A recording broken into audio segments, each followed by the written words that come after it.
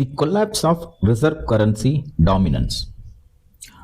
ஒரு கரன்சி எப்போ ரிசர்வ் கரன்சியாக இருக்கும்? உலக நாடுகள் எல்லாம் அந்த கரன்சியை மதிக்கிறப்போ நம்புறப்போ தான். இன்னைக்கு அந்த நம்பிக்கை கொஞ்சம் கொஞ்சமாக குறைய ஆரம்பிச்சிருச்சு.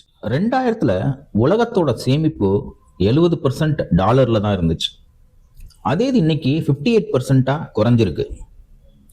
பிரிக்ஸ் பே முழுமையாக ஃபங்க்ஷன் ஆகிறப்போ இது 40% 30% குறையும் அப்படின்னு எதிர்பார்க்கப்படுது. டாலரோட மதிப்பு குறையிறப்போ ஒரு எக்கனாமிக் வைப்ரேஷன் உண்டாகும்.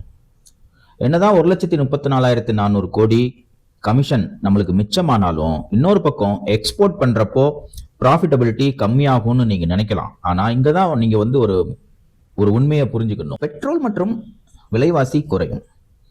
இந்தியா எக்ஸ்போர்ட் பண்றதை விட அதிகமா பெட்ரோலை இம்போர்ட் பண்ணிட்டு இருக்கு.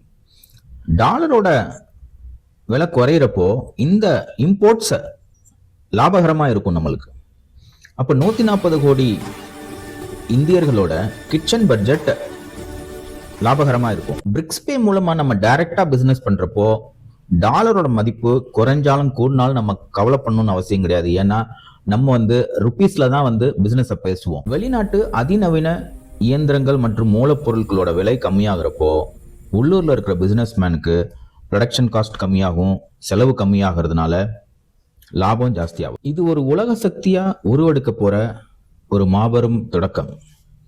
நம்மளோட உழைப்பையும் லாபத்தையும் ப்ரொடெக்ட் பண்ற ஒரு ஃபைனான்சியல் இன்சூரன்ஸ் தான்.